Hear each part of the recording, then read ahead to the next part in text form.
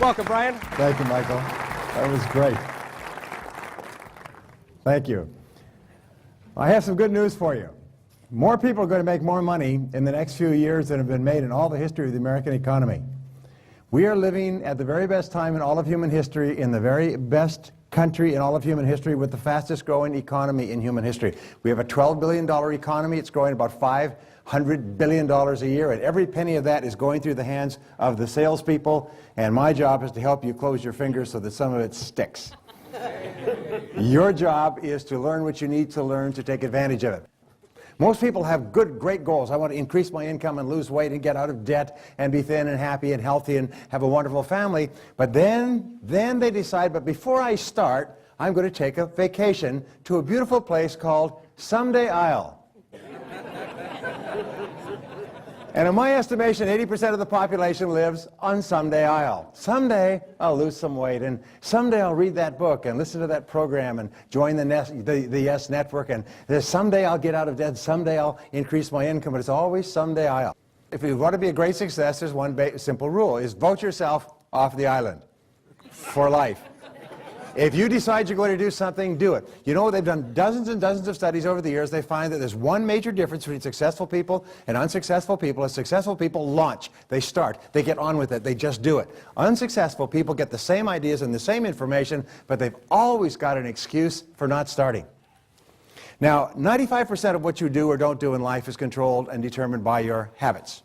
And so successful people have good habits, and unsuccessful people have bad habits. If you do something repeatedly over and over again, you develop a habit. Well, what we find is that you can develop a habit with regard to taking action. Successful people, they hear a good idea, they take action quickly. Pretty soon they develop the habit of hearing a good idea, taking action. Hearing a good idea, taking action. Almost like a Pavlovian response. That's a good idea, and they try it out. Now here's an important point. Nothing works the first time. When you try something new, it probably won't work. When you try something new several times, it probably won't work. And the turning point in my life came when I would hear good ideas, and I was so eager to be successful in selling. I would run out and try the ideas, and they wouldn't work. I'd try a way of getting an appointment or answering an objection or closing a sale. It wouldn't work. And my natural response, and I think just to be disappointed. And then I realized nothing works, at least the first few times. So I decided I would try a new idea 5 or 10 times before I passed judgment on it. I would not just try it once and quit like most people do, and that changed my whole life. It was a turning point in my life because I realized from then on, if you've got a good idea and you've got a good goal and you want to double your income and improve the quality of your life, and you have to try new things in order to get new results, it's not going to work the first time. So say, well, that didn't work, try something else and try something else and try something else. Now, if you try, only 2 things can happen. What are they? Succeed or fail. If you succeed, you do more of it. If you fail, you learn from it, get smarter, and try it again. So you cannot lose by taking action. You can only lose by not taking action. I think the great majority of people, surrounded by the greatest opportunities in the best country in the history of man on earth, who don't succeed are people who are on the island. You've always got a reason for not taking action. And if you delay taking action repeatedly over and over again, you develop the habit of never taking action. You develop the habit of procrastinating and holding back and so on. Now, I hired a consultant one day to come into my company. He charged me several $1,000s. He left me with a crummy t-shirt and this graph. And this graph actually explains success and failure in life, and it really is the basis for what we're going to talk about today. And the graph is pretty simple, and it really opened my eyes. So this is the graph of financial success and failure in life. And what you start off with is everybody starts off at 0, and this is the graph of income. So some people make 10,000, some people make 20 and 30 and 50 and 70, 80, 90, 100, 250, and so on. Here's the first thing that I learned, is where you are on the income graph is where you have decided to be. Each person has decided to earn what they are earning today as a result of the things that they have done or the things that they have failed to do.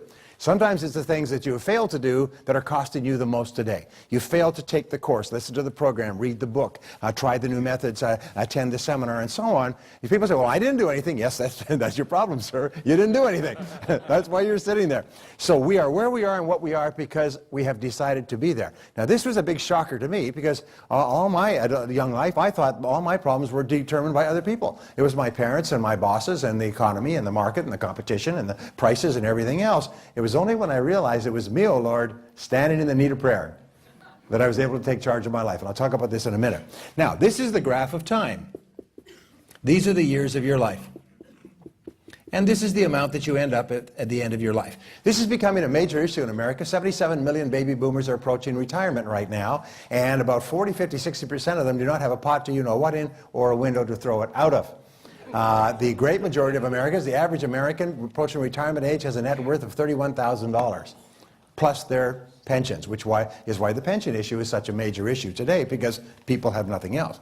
Well, this is the way life works. You start off earning something at your first job. They pay you whatever they can. And then your financial life, for most people, their financial life is like a bad month on the NASDAQ. It's up and it's down, and it's up and down. And they make a little money, and they're out of the money, they're in the money, they're out of the money, they're broke, they're making a lot, they're making a little, they're making a lot, they're making a little. It's like this. Sometimes they're the windshield, sometimes they're the bug. All right? And here's where they end up with, as a result of experience plus luck, this is where most people end up with in life. And the average for about 80% of the population is a 3% increase over the course of their lifetimes. And by the way, I have some good news for you. Everybody here is in the top 10% in America today. And the reason is because you're here. Because only the top 10% of professionals ever come to a seminar like this. The other 80 or 90% of people in our field always have a reason not to go. They always have a reason not to read the books. They don't have the time. They know all that stuff already. Sometimes people say to me, oh, I know all that stuff already. I say, well, geez, you must be awfully rich. Wow. And of course they look away because they got holes in their shoes and they took a bus to work. The fact is that the most successful people of all are the ones that come to these courses. Statistically speaking, it's always the top 10% who come to these courses and are eager to learn more because they recognize that the only way that you can earn more is to learn more. So they're always reaching out for new information. There's never a guarantee that you'll learn something, but there's one guarantee that if you don't come, you won't learn anything. So you're in the top 10%. But imagine you're driving across the farm roads with no road signs and no road maps. In other words, there's no way to tell where you are. Well, even if you're driving a brand new Mercedes-Benz, engineered beautifully in every respect, wonderfully made, if you're driving a brand new car but you're lost on the back roads with no road signs and no road maps, you'll never make any progress. My point is that your mind is like a Mercedes-Benz. You are smart, you're intelligent, you have potential beyond limit. They say you could not use all of your potential if you had 100 lifetimes. They say, you've heard it said, people use about 10% of their potential. I've studied this for almost a quarter of a century. The average person uses about 2% of their potential. They're saving the rest up for some good reason. But we're getting by. What we're accomplishing in life today is with about 2% of our mental potential. When Einstein died, his brain was put into a jar of formaldehyde at Princeton University, where it was discovered some years later, and it has been then parceled out and sent out to scientists to analyze. They say that Einstein, considered the greatest genius of the 20th century, never used more than 15% of his mental potential in his entire life. And you and I use considerably less. So, the point that I was making is that the potential that you have is inevitable. When I say to double your income, people say, I'd like to double my income, but I doubt it. I doubt it. Are you kidding? You could probably earn 3, 4, 5, 10 times as much as you're earning today. And by the way, anybody who's earning 10 times as much as you're earning today was at one time earning what you're earning today. Okay? And then they did something differently which enabled them to increase their income. So, let's say you're on this back road and you're driving along and you say to your navigator, boy, you know, this is lousy. There's always too much month at the end of the money. We worry about money all the time. If we blow a tire, it's a major disaster in our family. We make big minimum payments on our credit cards. Anybody know what I'm talking about? Come on. Don't look at me so sanctimoniously. You know what I'm talking about. We've all been there, as I've been there. And you say, well, what can we do? We say, well, honey, every so often through the trees, I see a freeway. I see nice cars are whipping along that freeway. If we could just get off these back roads and onto that freeway over there, we could really make a lot of progress. Well, the freeway is people who are whipping along in life, making great livings, having great lives, beautiful homes, houses, cars, and so on. And they're whipping along. Well, how do you get onto the freeway? Well, you find a way across country, and that's what we're going to do today. Find a way to get onto the freeway. And once you get onto the freeway, you can put your pedal to the metal, and you can really whip along. And this is where you get with knowledge plus skill. With knowledge plus skill. Now here's an important point. A person driving a rusted out jalopy that's belching smoke with the wheels falling off on the freeway is going to make greater progress than a person driving a brand new Mercedes-Benz on the back roads. My point is that people on the freeway are not necessarily smarter or better than you are. In fact, the rule is that no one is smarter or better than you. You have as much talent and ability and intelligence as you could possibly use an entire lifetime, but they're on the freeway and you're on the back roads. Once you get on the freeway, you can start to move. And on the freeway, notice this, is that every single space of every single period of your life, you'll be making more money, and at the end of your life, you'll be worth vastly more. People on the freeway are earning 10%, increasing their income 10%, 20%, 30% a year. I had a gentleman who came to my course a couple of weeks ago, and he said he attended my seminar 6 months ago and was coming again. It was 170 miles away. And I said, well, that's an awful lot of sacrifice. He said, I learned one idea about closing in your seminar, and I've made $40,000 more in the last 6 months. He said, I came here to see if there's something I'd missed. He said one idea increased his personal income $40,000. It took his closing rate from 2 out of 10 to 9 out of 10 consistently and broke every record in his company. He said, I'm back. He said, I had never been to a seminar before. In fact, I was really uneasy about spending the money to go to a seminar. He said, but you've saved me years of hard work in getting to the same level. Here's the most wonderful thing, is once you're on the freeway, once you have learned the key success techniques that we'll talk about, you can use them over and over again. And when you use them over and over again, what happens? You get better at it. And then if you get better at it, then how much time does it take next time to get the same result? Less time. And that's the reason why some people are successful. They learn the critical success techniques, they use them over and over, they get better and better. It takes them less and less time to make more and more sales. That's it. You may not be able to dump basketballs like Michael Jordan, but you can learn any sales or business skill, because all sales skills are learnable. All business skills are learnable. And everybody who is good at a particular business or sales skill at one time did not know how to do it at all, and was poor at it when they first started. And what they did is they worked at it until they mastered it. Now, the reason I tell you this is because there's an enormous number of people who think, well, I'm not really good at prospecting, I'm not really good on the phone, I'm not really good at closing. No, these are skills. They're learnable skills. And please understand that, because many people hold themselves back for years because they think that they have a genetic defect about prospecting. I wasn't born with the prospecting chromosome or something like that. No, you can learn any business skill. All you have to do is decide what it is, learn how to do it, practice over and over again until you master it. Are you with me so far? Yeah. Please understand this. Sometimes, and here's the rule, you're probably only one skill away from doubling your income right now. You're probably only one skill away from doubling your income right now. And you know what that skill is. Everybody knows what the skill is. They know if I was really good at prospecting, I could double my income. If I was really good at closing, I could double my income. If I was really good at overcoming the key objections I could double my income. In other words, we all know what it is in our heart of hearts, and your job is to figure out what it is and set it as a goal and make a plan and work on it until you've mastered that skill. Well, let us begin. Some years ago, when I began studying success, I came across the principle, which you've all seen and which I talk about at great length, is that you become what you think about most of the time. You become what you think about most of the time. Going back 3,000 years, there's a law of correspondence which says that your outer world corresponds to your inner world. Your outer world is a mirror of what's going on inside. So therefore, if you want to find out who a person really is, find out what they think about most of the time. Now, at the University of Pennsylvania and in other studies which are done every single year, I read studies where they've interviewed tens of thousands and eventually hundreds of thousands of salespeople, and then they sliced and diced them by percentiles to identify the top salespeople in those groups and what they think about most of the time. How do they think? How do they approach their work? What is their attitude toward their work? When they get up in the morning and they think about their work, how do they think inside? Now, here's an important point. Just like all sales skills are learnable, all thinking skills are learnable as well. And how do you learn a sales skill? You learn it by practicing. How do you learn a mental skill? You learn it by practicing. And so you can develop any mental skill. People say, well, if I was more confident, I would make more calls, which would lead to more presentations and more sales. Well, good. Self-confidence is learned. It's a learned skill. Is it easy? No. Is anything in life easy? No. But it is eminently achievable. As Les Brown will talk about, he'll say it's possible. Everything is possible. But it's up to you and I. So what we found is that there's an 80-20 rule that applies. And the 80-20 rule that applies says that 80% of your success is mental. 80% of your success is determined by how you sell. And what we found over and over again is that a person who has the right mental attitude can move from one side of the country to the other, change industries, change companies, and start at the bottom, and within 90 days they'll be one of the top people in that company. If you have the right mental attitude, they have found that it overwhelms all training.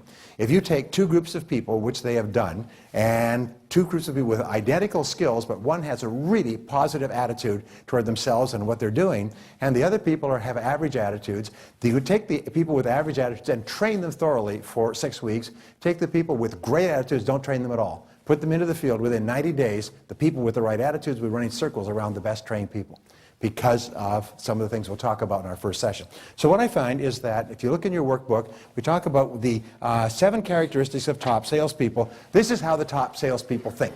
This is the way they think, and they think about it every day. Just like you brush your teeth, you take a shower, you get dressed, you exercise. They just practice this every day until it becomes as automatic as breathing in and breathing out. Number one quality, top quality, is that top salespeople are ambitious. They want to be successful. They see selling as a way of achieving their goals. They're ambitious, they're driven, they're determined, they want things. They're hungry. And the very best word I've ever found in studying successful people is hungry. They're hungry, they want it. There's nothing worse than a person trying to succeed in a field surrounded by hungry people and they're not hungry. If you're really ambitious, and they see themselves capable of being the best. They see themselves capable of being the best. And this is your goal. And I tell you, when I was a young person, I had this whole idea of being the best was an overwhelming thought to me. Because what I learned is that if you're going to be successful, you have to be in the top 10%. Now, fortunately, everyone here is either in the top 10% or you intend to be. Is that correct? Yes. Say yes. Yes. All right. So, even if you're not there yet, you intend to be. Remember, future intent determines present action.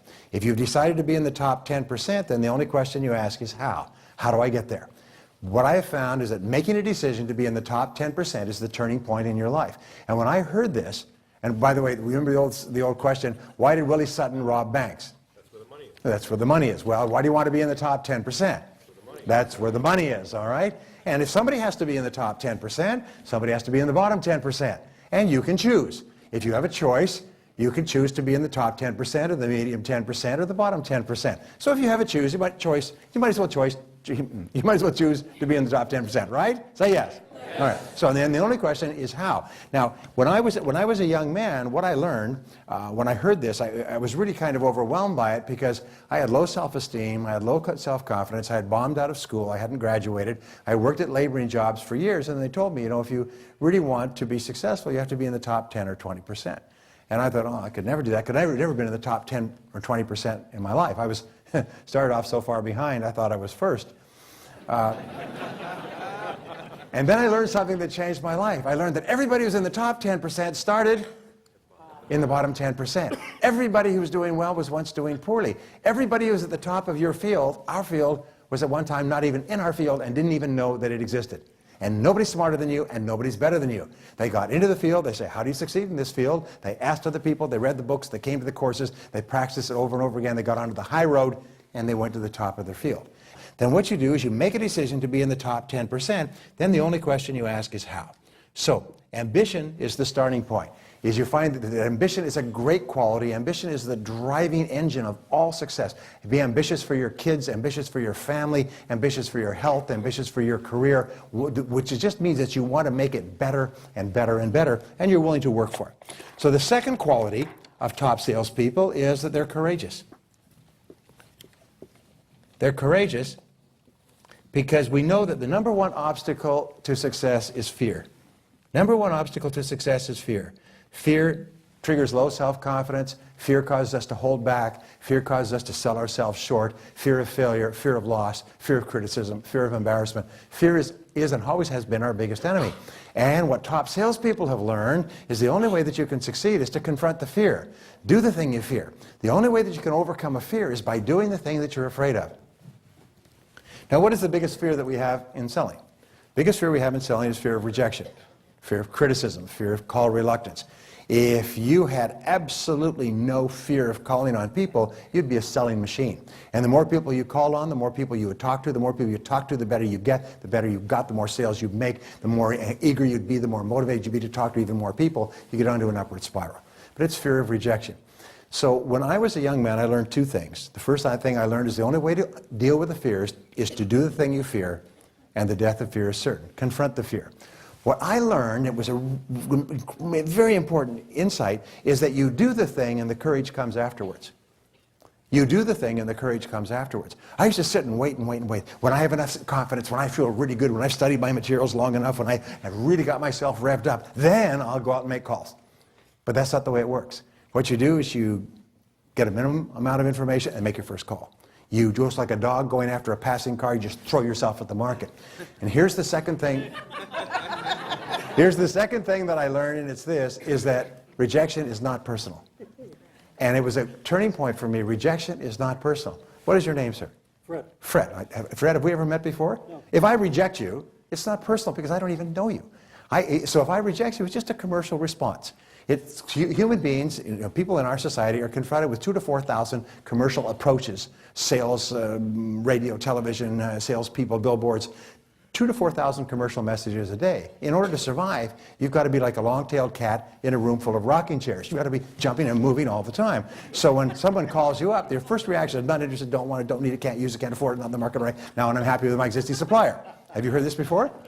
Yes, this is just a knee-jerk reaction. It's a knee-jerk reaction. Of course, it can't possibly be true, or we wouldn't be selling $12 trillion worth of stuff per year. Because if we have a $12 trillion economy, that means that $12 trillion worth of stuff is being sold. All right, so therefore, people are buying with both hands and by the trillions of dollars worth, so obviously they buy, but the natural reaction to any sales approach is rejection. And your job is to realize it's just not personal.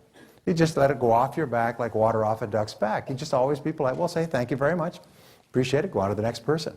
You know what do they say? Some will, some won't. So what? Next. And it's just as simple as that. And once you reach the point where you have nerves of steel when it comes to prospecting, your business will double and triple because you'll have no fear of calling 10, 20 people a day. You'll have no fear of knocking on doors and calling on people and even cold calling. Now, the third quality, the third way of thinking of top salespeople is that they're committed.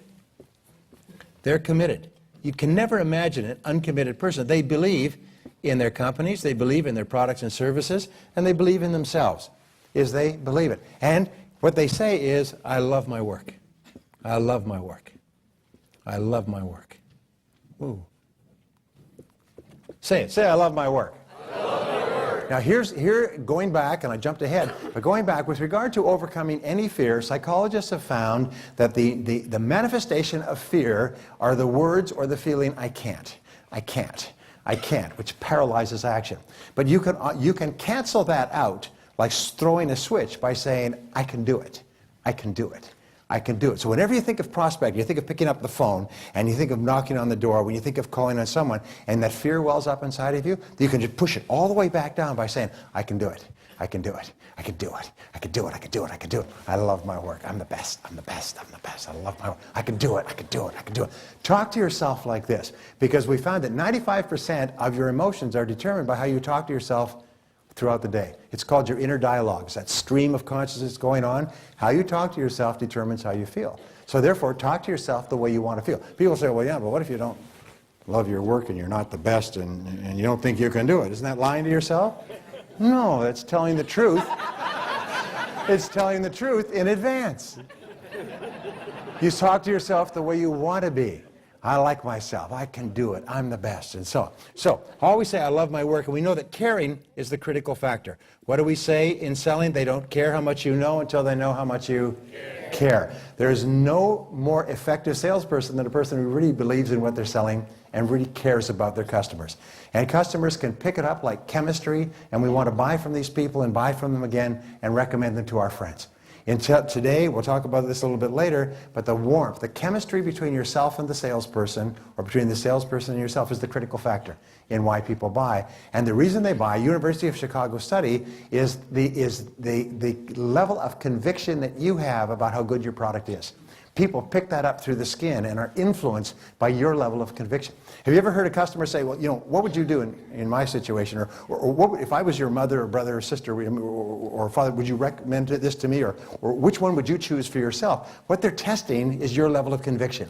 How much do you believe in it? How much do you believe that this is a good product? And when you say, this is my favorite, this is the one I sold to my mother, this is the one I used myself, the sale is almost made. It is amazing how easily influenced we are to buy when somebody says, this is the one I use myself. Oh, if I like you and it's the one you use yourself, well, then that's it. That answers my question. Number 4 quality is that they're professional. Is they're professional. They see themselves more as consultants than as salespeople. Now, this is something I learned when I was selling, moving from cold calling into appointments. Wow, real appointments, and things like that. But I learned that there is a major difference, and they've interviewed tens of thousands of customers of the top 10% of salespeople in something like 32 industries, and they've asked them, when you think of this salesperson, yourself, what words come to mind? How would you describe them? And the words that are most commonly used to describe the top salespeople is, I view him or her as a friend, I view him or her as a consultant. I view him or her more as an advisor than a salesperson. I don't really see them as trying to sell me something. They really just try to help me make a good buying decision in this area. I rely on them for good advice. So your job is to position yourself in the customer's mind as a consultant. And when you think of the word consultant, what are the words that come to your mind? You say he or she is a consultant. What words come to your mind when you hear that he's a consultant?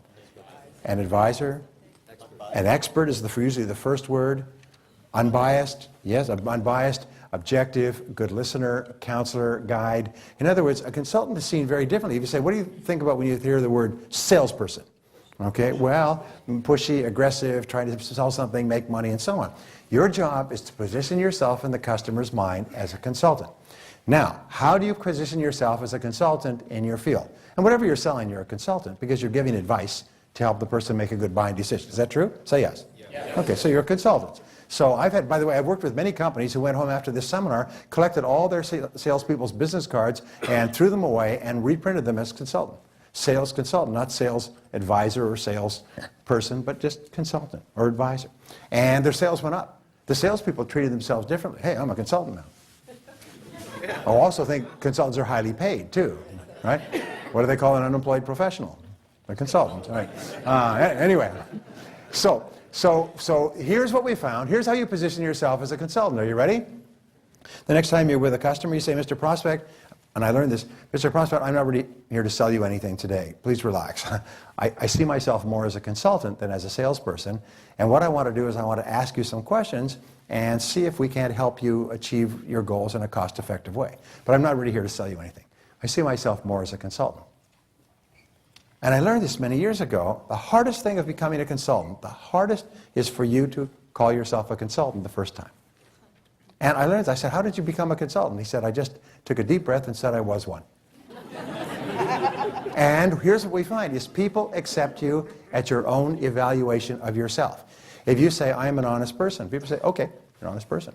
They're not going to say, yeah, show me your credentials. Where's your Boy Scout badges? I mean, they don't ask you that. If you evaluate yourself to a person, I'm very punctual. They say, okay, who's going to say, yeah, where's your time card? No, we evaluate people based on their evaluation of themselves. And then if a person says, I'm a consultant, we then sit back and we just watch to see how they behave. And if they behave like a consultant by asking us questions and listening closely to our answers and giving us advice or guidance and so on, they say, oh, this person is genuinely a consultant because they're acting like a consultant. So people accept you at your evaluation of yourself. So from now on, tell people you're a consultant and then behave like a consultant. And seek to give them good advice, to be a helper rather than to sell them something. Just relax, and we'll talk about how to do this in the next session. It's really important.